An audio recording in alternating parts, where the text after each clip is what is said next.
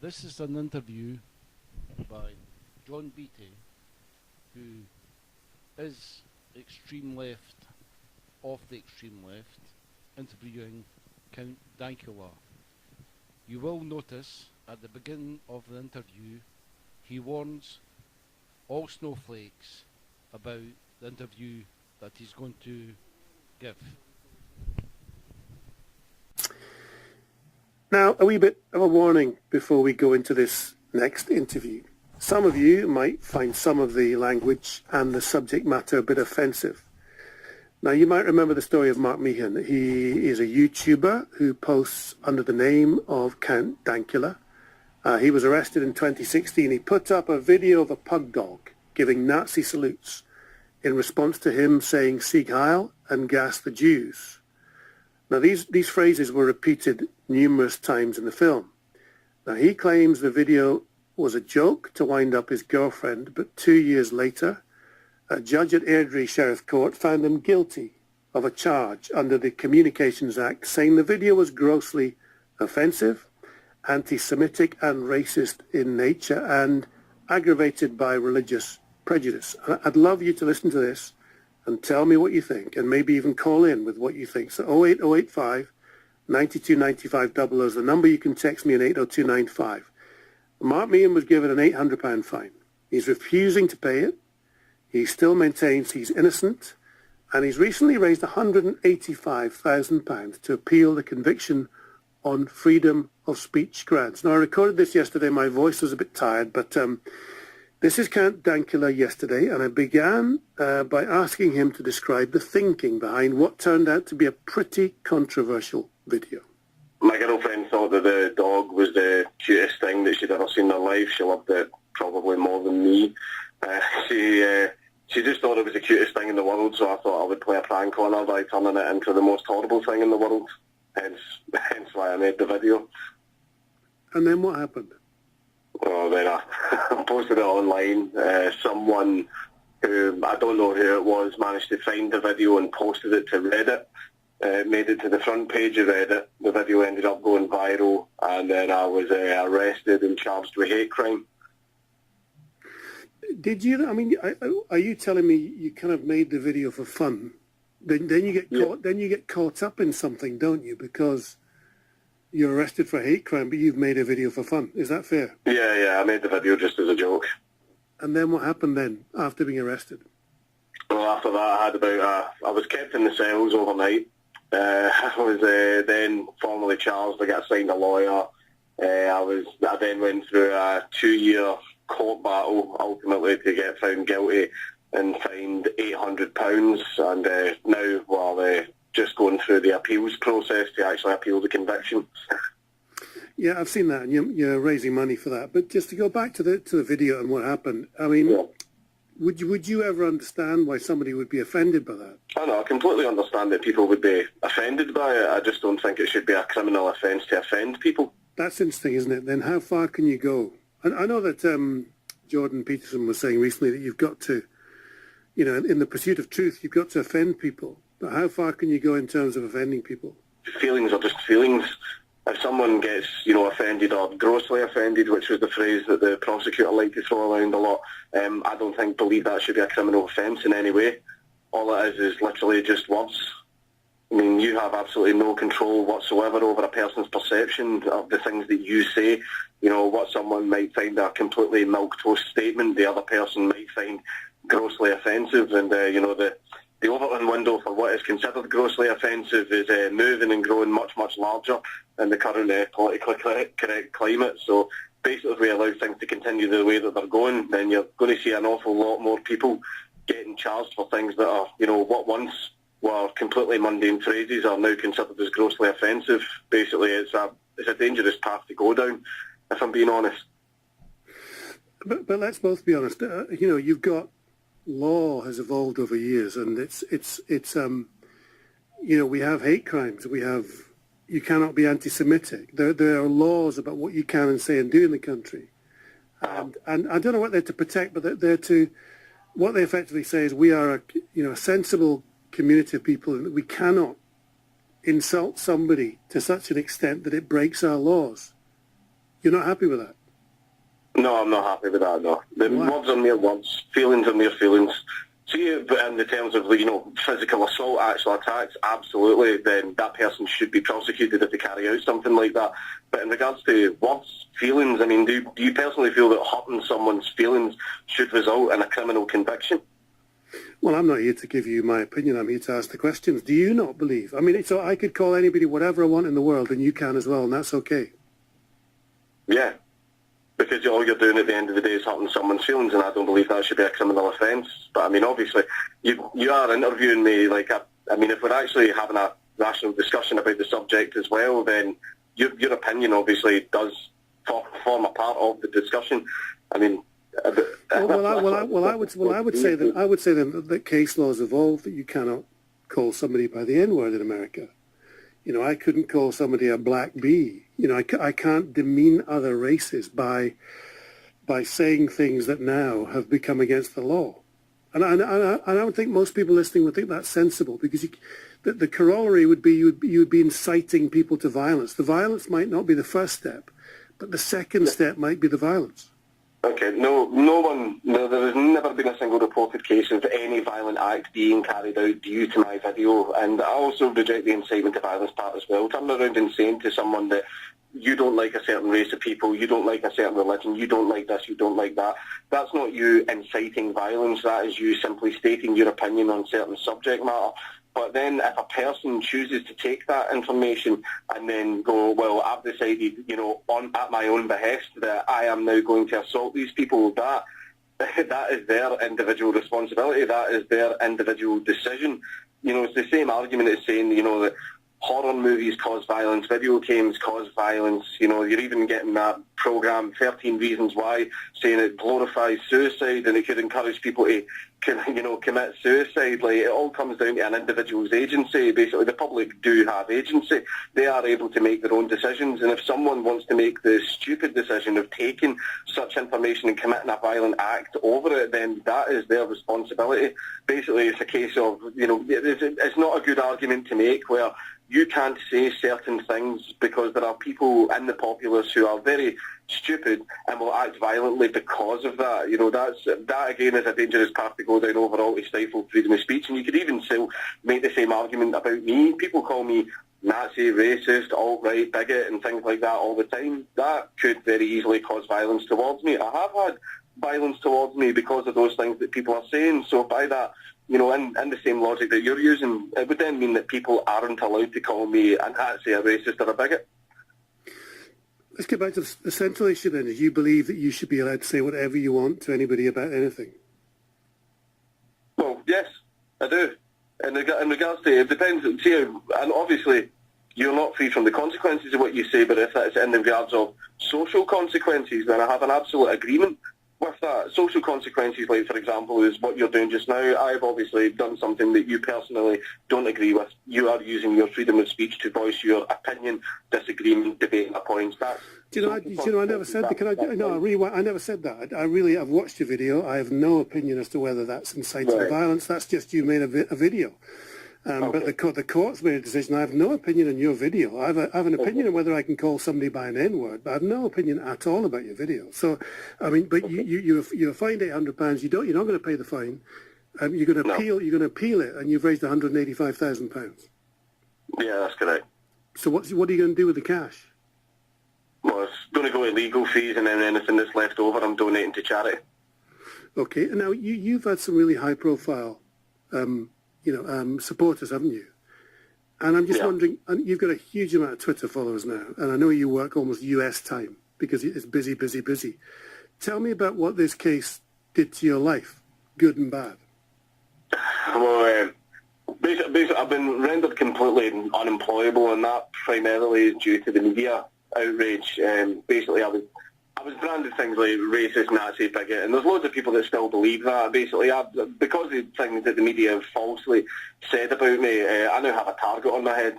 I was even walking through George Square just the other week, and I ended up getting surrounded with people that were threatening to hurt not just me, but also my dog. They said that if I brought the dog with me, they would have hurt the dog. Basically, companies do not want to touch you if you have that type of controversy around you. Basically, even You know, if you've been branded a racist, falsely or otherwise, companies don't want to touch you. So I've essentially been rendered completely unemployable for the rest of my life, and that is, I directly blame the media for lying about me for that. Well, okay, what did they say? They've called me alt-right, even though I have never in my life advocated for any of the alt-right talking points. And even on Twitter, I've actually challenged directly the journalist that wrote that about me. And when I asked them what is alt-right, none of them could answer. So basically, they branded me a term when they actually have no understanding or comprehension of what the term actually means. So what do you stand for then? Give me a glimpse into what the meaning is behind your life, beyond free speech and beyond getting a pug to make a Nazi salute. What's the meaning of what you're doing? What are you trying to do? Well, ideally my ultimate end goal is to achieve a codified British constitution that actually protects the individual rights and liberties of every citizen in the UK. That's ideally what I want. I feel that politically correct culture, I need to thank politically correct culture in a way because I exist. Because of it, basically, politically correct culture made people like me necessary. But it's getting to the point now where the government is doing things that people do not like, and overall they are trying to stifle the speech regarding criticising those things by falsely branding it as racist and so on and so on. This is the area that we're in where the people who are mostly against us don't meet us in debate. They can't provide any counterpoints to the arguments that we make. So instead what they do is they sneakily try and falsely call us racists and Nazis just so that they can shut us down, smear us to the public. Basically, if they can lie to the public, then the public won't listen to us. And it's just a sly tactic because they can't beat us in debate. So that's why we're trying to basically raise alternative media in a way that our opinions and can actually be presented honestly, in a way that's not being influenced by a lying partisan media. And ultimately my end goal is a codified British constitution. That ultimately is my end goal. Who's us? You keep saying us and we. Just people that think like me. And who are they? Just basically people on the internet. They're mostly along the lines of, they could be classical liberals, they're centre-left or centre-right. Basically people that we see from the side of sense. We do not like the far left and we do not like the far right. We think both of them are authoritarian, totalitarian, fascist and all those other things, and both of them just, are diametrically opposed to freedom and individual liberty, which is why we want to do anything we can to actually protect the populace from either of these groups gaining any kind of power. So your argument, as I'm trying to understand it, is you would allow anyone to say whatever they want, and you'd be quite happy for anyone to have a say about you and say whatever they want about you, no matter that it's affected your life in quite a bad way. Yeah, they do it anyway. But the thing is, I can use my speech. So then you'd respect them for that, wouldn't you? Because they are doing exactly what you advocate, which is having a go at you. Yeah, but the good thing is I'm allowed to use my freedom of speech to argue back against them. Yeah, which I've done successfully. I've proved. I mean, this is the thing. People still try and call me Nazi, racist, bigot, and stuff like that as well. But one of the people that was actually given evidence at my trial was a police officer from Scotland's Cybercrime Intelligence Division, which means that obviously everything about me on the internet, every single one of my accounts, I know for a fact that they've scrubbed, completely through. They've went through everything with a fine-tooth comb. And as far as finding any evidence that connects me to any Nazi ideology or far-right groups or anything like that, they found absolutely nothing. They found absolutely hee-haw. So the fact is that these journalists think that they can do a better job than a cybercrime intelligence division. They're welcome to try, but so far they've found absolutely nothing. And every time they say it now, there might be some people who are completely out of the loop that might believe them, but the more and more people that actually end up doing their own independent research realise that I am none of these terms, and so they actually end up becoming on side. You've joined UKIP, is that right? Yeah, that's correct. Why? Because they are the only party that actually respect individual liberty and protect freedom of speech. No other party cares about it at all. Okay, let's open this up. Why are they the only party that does this? And what things do they do that prove to you that this is the only party? It's because in regards to they have supported Tommy Robinson, and everyone keeps confusing this phrase where it's just because you support someone's right to say things does not mean that you support the things that they say. So, like, for example, I speak to Tommy Robinson, I speak to everyone from all across the spectrum, but everyone thinks that because I speak to these certain individuals, it automatically means I agree with every single thing that comes out of their mouth, when that's just completely fundamentally untrue. Because they have actually came at the state is obviously completely against Tommy Robinson in every aspect, whereas UKIP has actually supported him in the sense of, we don't agree on everything, however we support your right to say it. UKIP want to take away laws that overall restrict speech. Obviously things like direct incitement to violence and stuff like that, we're fine with those laws being in there, and obviously in regards to libel laws being settled in I don't know the name of the court, it's not a criminal court, but I think a civil court, then we are absolutely fine with that as well. But see, in regards to, for example, the SNP, there was an old, pretty archaic law which I was being charged under. It was actually repealed during my trial, which was the Offensive Behaviour at Football Act. And most MPs wanted it voted out of power, but the SNP, they didn't. They wanted to keep it in place.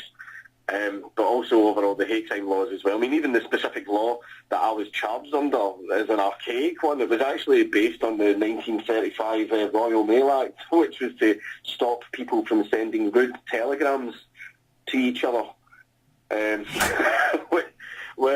funny thing about that is obviously in 1935, what was considered as grossly offensive, was very, very different from the way things are now. Comedy and speech has evolved an awful lot since then. It's just that these laws, in general, I feel they need to be stripped away because overall they restrict freedom of speech. No other party is pushing for that apart from UKIP, so it just made sense to join UKIP and give them my support. I'm just trying to get my head around some of the things you're saying, and so let's go for the anti-Islam line then. Let's do this. Are you okay for somebody to write on the side of a mosque, or on the side of a church, or on the side of a Catholic church? Is that okay to express? Well, that's vandalism. that is damage to private property. So no, I'm not okay with that. Are you okay with just saying things that question, or that call into real question Islam or God or all the rest of it, being anti-Islam, anti-God, anti-Christian? Is that okay? Yeah, you're absolutely fine to say that. I mean, if people weren't saying such things, then we would still be under a pretty harsh Christian rule. Christianity wasn't the kindest religion to people that sort of strayed for the status quo, and if it wasn't for people being able to question such things, we wouldn't be where we are now. So it's a good thing to question religion, especially if the religion advocates for taking away your individual liberty. Christianity used to say that, women weren't allowed to speak, they weren't allowed to, hold teaching positions and stuff like that as well. So if it wasn't for people challenging Christianity, then, women wouldn't have as many rights. I mean, imagine if we were still under religious law, and religious law doesn't really care about individual liberty or freedom, obey the word of God or face the consequences. And the thing is, Christianity overall knew that in order for it to be able to survive in a modern society, it overall had to modernise itself, and which it has done, and which is why it survived in society for so long. But Islam overall as itself has not done that, which is why we have a concern about Islam. What kind of person is Tommy Robinson? He's a bit of a hippie, actually. And see how this is the thing is, I was just like the average normie on the streets. I used to hate him. I used to think he was a racist. I used to think he was a white supremacist. I used to think all manner of things about the guy. But when I actually started doing my own research, looking into what he says, and now we've hung around in person, we've drank together, we've done events together, and everything like that. And the moment when I got to know him, I just realised I've been completely lied to about you. I've been completely lied to about who he is, which is why my opinion on him has completely changed. I know you said you don't agree with everything to do with UKIP, but he says we're at war with Islam. I wouldn't call it that. No, I wouldn't say we're at war. Well, in regards to, I don't know how you would define, terrorism. There's obviously ISIS and stuff like that want to, plan terrorist attacks and so on in the UK with the van attacks and stuff like that. I don't know if you would go as far as to call that a full-blown war, but obviously that is a serious issue that society is facing. Radical Islam obviously has killed a great number of people within the UK, and that is something that ideally we would like to prevent. How do you feel then about his recent release on bail? I'm absolutely happy that he's been released. I thought it was actually quite a terrifying concept that someone in the space of 5 hours could go from standing on the street to being railroaded into a 13-month sentence. I find that concept absolutely terrifying because, you know, there's things that I want to talk about and I want to report on. So what if there's a certain subject that I'm talking about and then suddenly I get a knock at the door and then, you know, I'm immediately taken into prison for a long sentence. You know, stuff like that. I find it quite terrifying. Do you know, just to get back to you, I'm really interested talking to you because I have watched a few of your videos and I watched a few of your vlogs around the court case. And, you know, you certainly are a bloke under pressure, aren't you? Because you've got a bit of fame, you've got your desire for free speech, but it's not exactly helped you in terms of your life, has it? You might be more famous, you might be, you know, but you've got to raise money for your legal fees. It's not been a great story for you, I don't think. Oh no, it's been hard. No, it definitely has been hard. There's a lot of pressure on me, and every time, you know, the trial got brought up to my mother, she would always just well up and cry to the point where I just stopped talking to her about it, just because it would upset her every time. But there's even now, if the appeal completely fails, I'm still going to refuse to pay the fine, which means that I will be going to prison. You know, I'm absolutely prepared to go to prison over my principles. I believe I've not committed any crime. I do not have any faith in this law. I feel it restricts a person's individual liberty. So I refuse to abide by it, and I refuse to face any punishment. Well, I refuse to face any punishment that I can avoid. Obviously, if I get prison, you know, it's a bit difficult to avoid that. But I will, even if the appeal falls through, I will refuse to pay the fine, and obviously that causes a great upsetment to my mother, my girlfriend, my family. But, you know, it upsets them greatly, but they understand why I have to do it, because of a matter of principles. I'm supposed to be getting married next year, so let's just let's just hope I actually get released before my wedding day. It's interesting, isn't it? Because the video that started it all, I'm just looking at the sheriff's judgment. He said, I found it proved that the video you posted using a public communications network was grossly offensive and contained menacing anti-Semitic and racist material. And he said the fact that you claim in the video and elsewhere that the video was intended only to annoy your girlfriend and as a joke, and that you did not intend to be racist is of little consequence. A racist joke or a grossly offensive video does not lose its racist or grossly offensive quality merely because the maker asserts he only wanted to get a laugh. Yeah, but that's the problem with that is as well, as I could give you a long list of comedians who've basically broken that exact same term that the judge is describing. Like, I don't know if you've ever seen Blazing Saddles by Mel Brooks. Well, yeah, well, I'm old enough to have watched that, yes. Great movie, fantastic movie. I think it's one of the best comedy movies that's ever been made. I think Mel Brooks is a genius. But the fact is as well, like, if he released that, you know, now, if he released that movie in the current day, you know, that he would have been breaking the exact same rules that I am. You know, so basically by the judge's own statement, you know, Mel Brooks would be going to prison. You know, John Cleese, Fawlty Towers, he would be going to prison. You know, there's various other comedians as well who've done similar content who, you know, have breached the exact same terms. So I sort of think to myself that, you know, if I had done the joke, you know, on stage with a microphone in my hand, would it have been different? Because, you know, YouTube is actually seen as pretty much the exact same platform. You know, you're essentially watching a show, you know, on a stage, if you could imagine, but it's, you know, you're just not there in person. And I think that it's that sort of disregard for what YouTube as a platform, you know, what actually is what's caused it. It's essentially, the judge was a lot older. You know, he's from a different generation. You know, for example, there were jokes that you would very, very happily tell your friends, but you would never ever repeat them in front of your grandmother. You know, because she's from a different era, and, you know, comedy was very different when she was growing up. So obviously there were jokes that could very, very easily offend an older generation that a younger generation would find absolutely hilarious.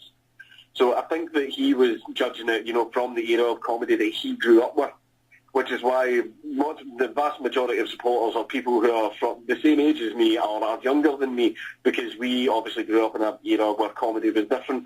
So one of the main gripes that I have with the case is I was being judged by a man, you know, that my world was being judged by a man who doesn't understand my world. I think that's what's given me the biggest bee in my bonnet in regards to the judge's decision. I'm kind of getting my kind of grip on you now a little bit. You basically for saying anything. You shouldn't say anything you want in public. Yeah, I think you can, unless, well, it depends on, if you're running a